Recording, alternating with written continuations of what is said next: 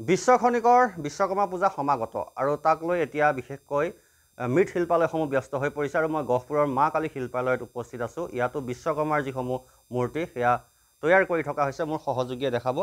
ইয়াত প্ৰায় শতাধিকতকৈও ওপৰ বিশ্বকৰ্মাৰ মূৰ্তি ইয়াত নিৰ্মাণ কৰি আছে মৃন্ময় শিল্পীসকলে আৰু এইকেইদিন তেওঁলোকৰ খুব ব্যস্ততা, কাৰণ গহপুৰত সকলোৱে বিশ্বকৰ্মা পূজা উদযাপন কৰিব, কোনোৱে ৰাজহুৱাকৈ কৰিব, কোনোৱে ব্যক্তিগতভাৱে কৰিব। আৰু আমি কথা পাতিম, মৃন্ময় শিল্পীগৰাকী আছে, আপোনাৰ ওচৰলৈ আহিছোঁ। কিমান বিশ্বকৰ্মা প্ৰতিমা এতিয়ালৈকে নিৰ্মাণ কৰিলে? আমাৰ শতাধিক বিশ্বকৰ্মা যায়।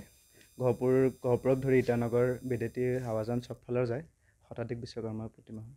কিমান ব্যস্ত হৈ থাকিবলগীয়া হৈছে? এতিয়া বিশ্বকৰ্মা পূজা আহিব, তাৰপাছত আপোনাৰ দুৰ্গা পূজা, লক্ষী পূজা, কেনেকুৱা ব্যস্ততা কিমান বাঢ়িছে? এতিয়া বেছি দিন নাই বিশ্বকৰ্মালৈ, এসপ্তাহ নাই ক'ব গ'লে। তাৰপিছত বিশ্বকৰ্মাৰ লগে লগে এবাৰ 10 দিন পিছতে দুৰ্গা পূজা পৰিছে, সেইবাবে চব একেলগে কৰা হৈছে। দুৰ্গা প্ৰতিমা, লক্ষী, বিশ্বকৰ্মা চব একেধৰণে চলিছে। খুব ব্যস্ত হ'বলগীয়া হৈছে চাগে?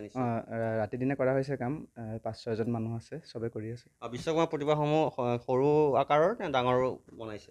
আমাৰ মিনিমাম চাইজটো 3 ফুট থাকে, সৰু চাইজ 3 ফুটৰ পৰা ধৰি 8 ফুট 9 ফুটলৈকে বিশ্বকৰ্মা আছে। হয়, কিমান সময় বা কিমান সময়লৈ ব্যস্ত থাকিবলগীয়া হৈছে? ৰাতিপুৱাৰ পৰা ৰাতিলৈকে চবেই কৰি থাকে, 4-5জন মানুহ আছে, চবেই মিলি কৰে। হয়, কোন ঠাইত যাব এইবাৰ বিশ্বকৰ্মা মূৰ্তিসমূহ?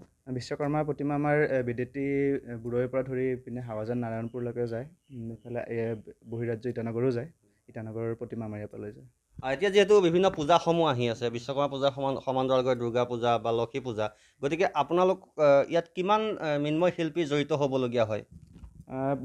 যেতিয়া বনোৱা হয় প্ৰতিমা বনাওঁতে প্ৰায় 12-13জন পৰা ধৰি 15জন মানুহ কাম কৰে।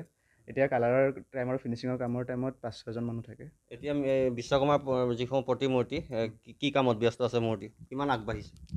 আমাৰ সৰু প্ৰতিমা প্ৰায় হৈছে কমপ্লিট, অকণমান সৰু সুৰা কাম থাকে, সেইবিলাক চলি আছে। কিমান মান অৰ্ডাৰ লাভ কৰিছে এতিয়ালৈকে? অৰ্ডাৰ প্ৰায় 50%-60% হৈ গৈছে, বাকীখিনি হৈ আছে আৰু এতিয়া চলি আছে অৰ্ডাৰ। কিমানৰ পৰা কিমান টকালৈ ৰাখিছে এবাৰ? প্ৰাইচ আগৰ নিচিনাই আছে, অকণমান মূল্যবৃদ্ধিৰ বাবে অকণমানটো বঢ়াব লগা হয় চববাৰ, সেই হিচাপতে চলি আছে চবে কাষ্টমাৰখিনি। নিশ্চয়কৈ এইসমূহ হৈছে বিশ্বকৰ্মাৰ প্ৰতিমা আৰু তেওঁ মৃন্ময় শিল্পীসকল কেইবাগৰাকীও এইকেইদিন খুব ব্যস্ত হৈ থাকিবলগীয়া হৈছে, কিয়নো এতিয়া হৈছে পূজাৰ বতৰ সমাগত আৰু সেই উপলক্ষে মৃন্ময় শিল্পীসকলৰ গাত তৎ নাইকিয়া হয়।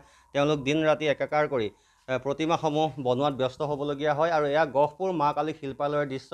ইয়াৰ পৰাই গহপুৰৰ বিভিন্ন প্ৰান্তলৈ য'ত য'ত বিশ্বকৰ্মা পূজাসমূহ অনুষ্ঠিত হ'ব, তালৈ এই বিশ্বকৰ্মাৰ মূৰ্তিসমূহ লৈ যোৱা হ'ব আৰু এনেদৰে মৃন্ময় শিল্পীসকল এতিয়া বিশ্বকৰ্মা পূজাৰ বাবে ব্যস্ত হৈ পৰা দেখা গৈছে। আপুনি বিচৰা বাতৰি পাব কেৱল নিউজ 18 এপত।